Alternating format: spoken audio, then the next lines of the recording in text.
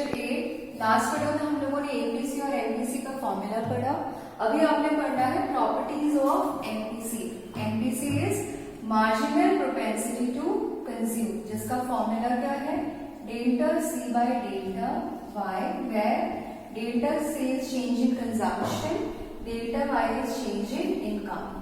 So what MPC tells you is, with change in income of a particular individual or the community we are talking about, with change in income, उसका जो expenditure करने का tendency है या expenditure करने का जो pattern है वो किस तरह अफेक्ट हो रहा है. प्रॉपर्टीज ये जो है ये थियोरेटिकल पार्ट है which you should keep in your head, ये आपको याद होना चाहिए. एमपीसी की वैल्यू हमेशा 0 से ग्रेटर और 1 से कम होती है. कैसे लिखोगे, इस तरह से, MPC is always greater than 0 and is always less than 1. अगर आपने यहाँ पे क्वेश्चन ये आ रहा है कि why is MPC always greater than 0 and less than 1, इसका आंसर, y का आंसर हमें कब मिलेगा, जब हम प्रोपेंसिटी टू सेव भी पढ़ लेंगे. अभी हम क्या पढ़ रहे हैं, प्रोपेंसिटी टू कंज्यूम. जब हम प्रोपेंसिटी टू सेव भी पढ़ लेंगे, इन दोनों के कंबाइंड स्टडी के बाद आपको इस क्वेश्चन का आंसर मिलता है कि y is MPC less than 1 and greater than 0. So we'll put this question on hold. अभी हम इस क्वेश्चन को डिस्कस नहीं करेंगे. अभी के लिए आपने जो याद करना है वो ये है कि the first property of MPC is that it will always be greater than 0 and less than 1. Next property जो है, जैसे जैसे इनकम बढ़ेगा एमपीसी की वैल्यू क्या होगी, फॉल करती जाएगी. जैसे जैसे विथ इंक्रीज इन इनकम वैसे वैसे एमपीसी की वैल्यू रिलेटिवली फॉल करती जाएगी. ऐसा क्यों होता है, जैसे जैसे आपका इनकम बढ़ता है तो पहले इनकम बढ़ने के स्टेजेस किस तरह से होते हैं इसको देखिए. पहले आपके नीड्स पूरे होते हैं, फिर आपके डिजायर्स पूरे होते हैं, अब आप क्या करने लगते हो, सेविंग्स.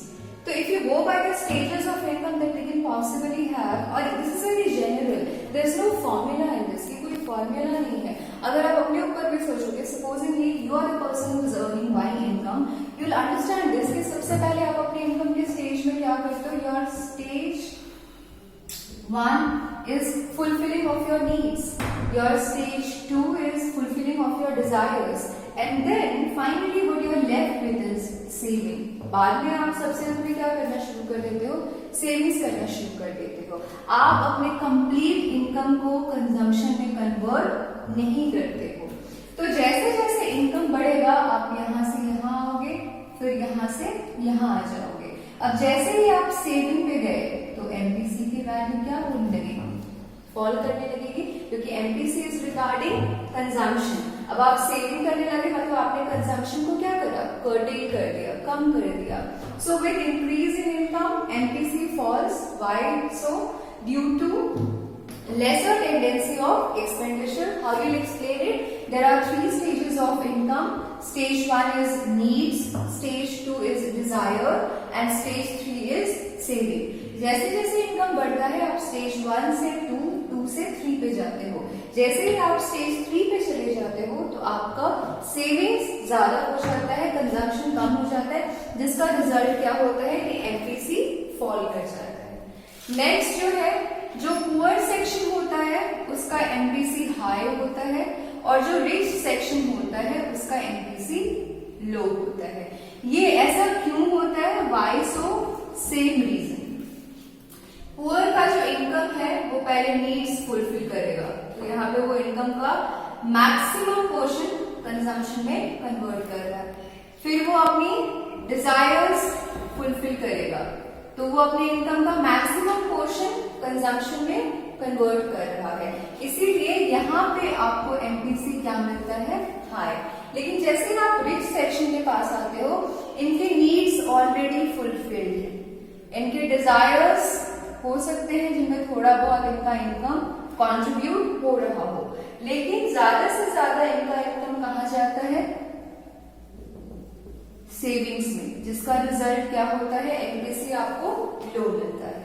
उसके बाद जो next property and last property है वो ये है कि शॉर्ट रन में MPC does not change, stable होता है आपका एमपीसी। क्यों? क्योंकि हमारा टेस्ट चेंज नहीं होता।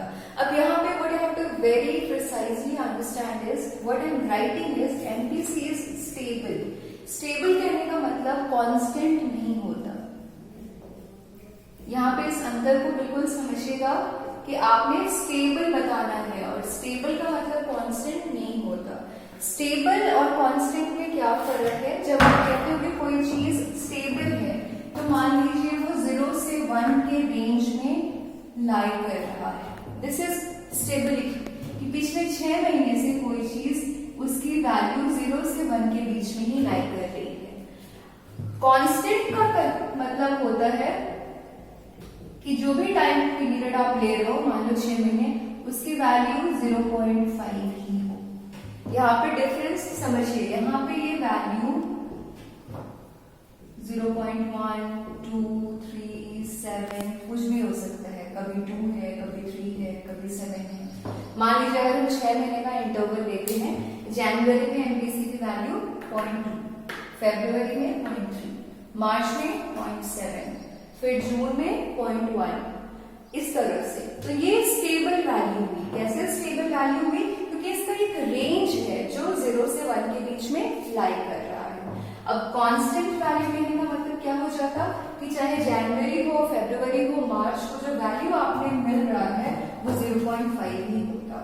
तो यहाँ पे हम लोग क्या मेंशन कर रहे हैं? MPC is stable in short run. Short run में एमपीसी क्या होगा? स्टेबल होगा, कांस्टेंट नहीं होगा। स्टेबल क्यों होगा? क्यों? एक रेंज के बीच में ही वो आपको मिलता है, क्योंकि शॉर्ट रन में किसी भी इंडिविजुअल का जो टेस्ट होता है, जो प्रेफरेंसेस होते हैं कंजम्पशन से रिलेटेड, वो चेंज नहीं होता है। तो इसको एक बार समराइज कर लीजिए। Property 1, MPC is always greater than 0, less than 1। Why? ये अभी हमारा होल्ड पे है। जब हम प्रोपेंसिटी टू सेव पढ़ेंगे फिर ये वाई का आंसर हमें मिलेगा। प्रॉपर्टी 2, इनकम जैसे बढ़ेगा एमपीसी फॉल करेगा। क्यों? क्योंकि इनकम के 3 स्टेजेस हो सकते हैं, नीड्स, डिजायर, सेविंग। जैसे जैसे आपका इनकम बढ़ता है आप स्टेज 1 जो कि नीड है से स्टेज 2 पे जाते हो, विच इज डिजायर, एंड फिर आप स्टेज 3 पे जाते हो जो कि सेविंग है। जैसे ही आप स्टेज 3 पे जाते हो तो आपने सेविंग को ज्यादा ओरिएंटेशन में रखा, सेविंग को ज्यादा फोकस में रखा, रिजल्ट आपका एमपीसी कम हो जाता है। एमपीसी जो है वो पुअर सेक्शन की हाई होती है और रिच सेक्शन की लो होती है। क्यों? क्योंकि पुअर सेक्शन के नीड्स भी अनफुलफिल्ड होते हैं, डिजायर्स भी अनफुलफिल्ड होते हैं, तो maximum portion of the income goes for consumption. Result we are getting a high MPC.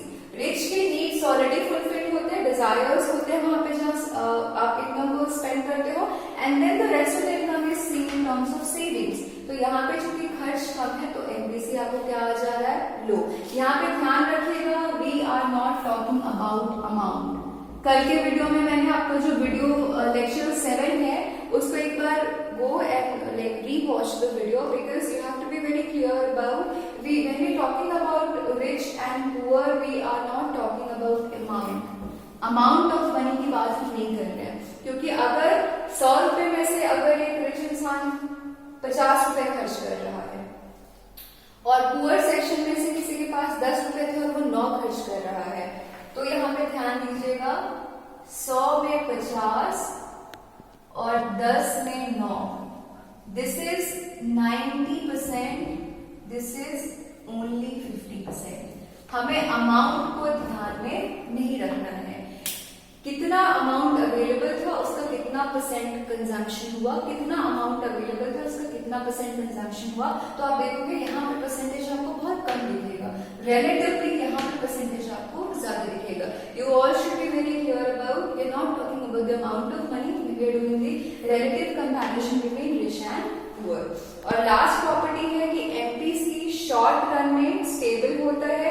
यहाँ पे आपने किस चीज को ध्यान में रखना है कि स्टेबल और कांस्टेंट के बीच में क्या फर्क है? Constant 1 value, stable different values in particular range. तो आपको एमपीसी स्टेबल मिलता है। वाई सो स्टेबल क्यों मिलता है? क्योंकि शॉर्ट रन में आपका जो प्रेफरेंसेस होते हैं फॉर कंजम्पशन वो चेंज नहीं करते। नेक्स्ट टॉपिक जो है वो है relation between APC and MPC. इसमें आपने दो केसेस ध्यान में रखना है। पहला केस है case 1 which is a hypothetical case. Hypothetical मतलब जो प्रैक्टिकली एग्जिस्ट नहीं कर रहा है। अगर हमारा ऑटोनोमस कंजम्पशन 0 है व्हेन इनकम इक्वल्स टू 0, ये कंडीशन हो गया। और हर स्टेज में कंजम्पशन और इनकम इक्वल है, ये आपकी हाइपोथेसिस है। These two are your hypothesis। अगर ऐसा सिचुएशन है तो आपका एपीसी और एमपीसी हमेशा इक्वल होगा और उन दोनों की वैल्यू क्या होगी 1। इसका जो टेबुलर डेरिवेशन है वो आपने अभी नहीं पढ़ना है, आपका ग्रेजुएशन लेवल में। All you have to know is you should understand कि रिलेशन को आप दो पार्ट्स में पढ़ते हो, एक हाइपोथेटिकल एक practical.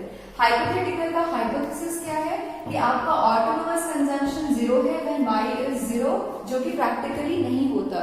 Your autonomous consumption is always positive irrespective of you earning money और यू नॉट अर्निंग मनी। तो ऐसे सिचुएशन में APC equals to MPC equals to 1। Second जो है विच इज योर केस 2, जो कि प्रैक्टिकल केस है, जब आपका ऑटोनोमस कंजम्पशन 0 नहीं होता। कब? y जब आपका 0 है, इनकम जब 0 है, तब क्या होता? एपीसी भी फॉल करता, एमपीसी भी फॉल करता जैसे जैसे इनकम बढ़ेगा। लेकिन इन दोनों में कौन किसकी वैल्यू हमेशा ग्रेटर होगी?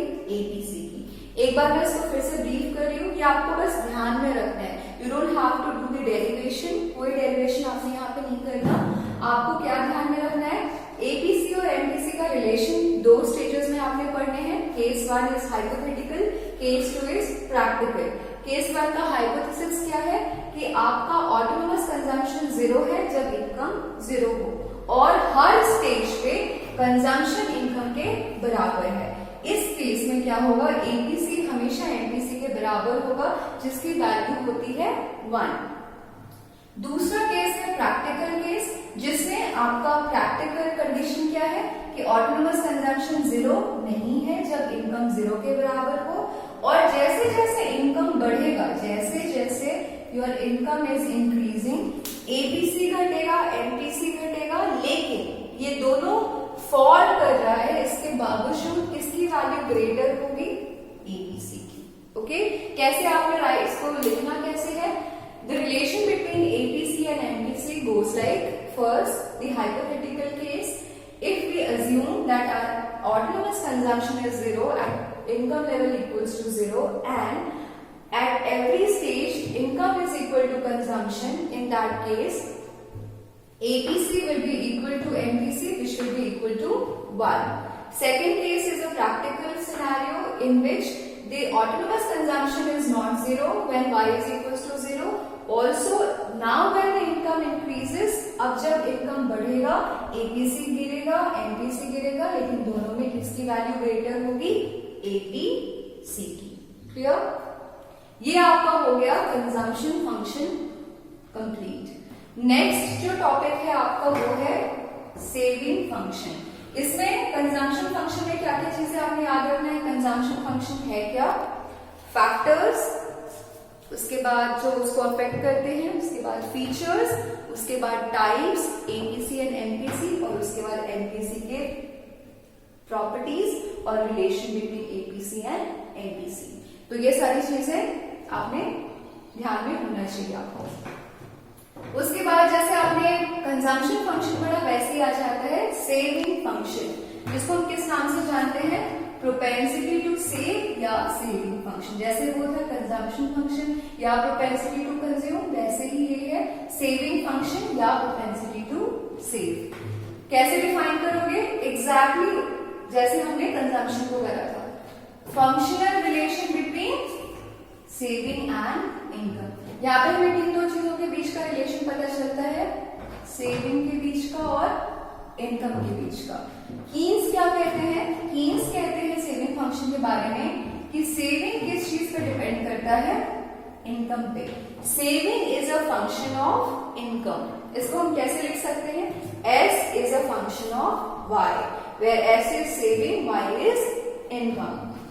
हम एक और चीज लिख सकते हैं, इनकम आपका जो होता है y is equal to C plus S. क्या हो गया ये? Consumption plus saving. तो s equal to Y minus C, ये चीज मैंने यहाँ पे लिखी, s equal to Y minus C, जहाँ पे y इनकम है, c कंजम्पशन है, s सेविंग्स है। अब आपने कंजम्पशन फंक्शन पढ़ लिया है पहले, आपको कंजम्पशन फंक्शन का फॉर्मूला पता है, विच इज क्या है? a plus B Y. A autonomous consumption, B marginal propensity to consume, Y income. ये पुराने वीडियोस में हम यही डील कर रहे थे, तो you should be very clear about this thing now. S equals to Y minus C, where we already have a formula for C, that is A plus B Y। अब अगर हम इस चीज को यहाँ के फॉर्मूला में पुट करते हैं तो हमें क्या मिलता है? S equals to Y minus bracket a plus D Y. इसको जब आप ब्रेक डाउन करते हो तो s equals to Y minus A minus B Y. Minus A को हम एक तरफ रखेंगे, 1 माइनस बी इन दोनों में कॉमन आ जाएगा, अलग हो जाएगा क्योंकि y इनके बीच में कॉमन है। y यहां से कॉमन लेते हुए हमें 1 माइनस बी मिलता है। अब हमें सेविंग्स के लिए एक फॉर्मूला मिल गया, which is s is equals to minus A plus 1 minus B Y. ये हो गया आपका सेविंग फंक्शन का फॉर्मूला, जहां पे माइनस ए को किस नाम से जानते हैं? Dissaving. कहीं कहीं आपको इसके लिए नेगेटिव सेविंग भी लिखा जाता है, लेकिन करेक्ट वर्ड है डिस सेविंग। और ये माइनस ए क्या है आपका?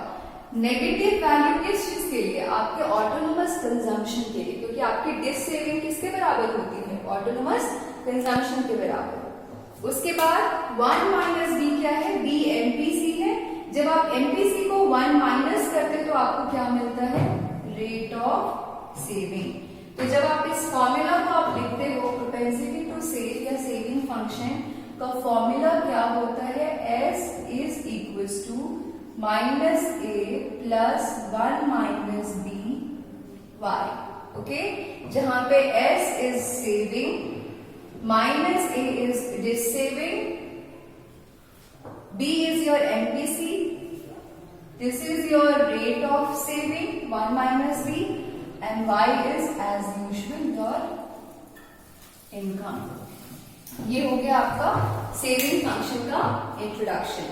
डेफिनेशन, फंक्शनल रिलेशन किसके बीच में? सेविंग और इनकम के बीच में। कीन्स क्या कहते हैं? सेविंग इस पे डिपेंड करता है इनकम पे।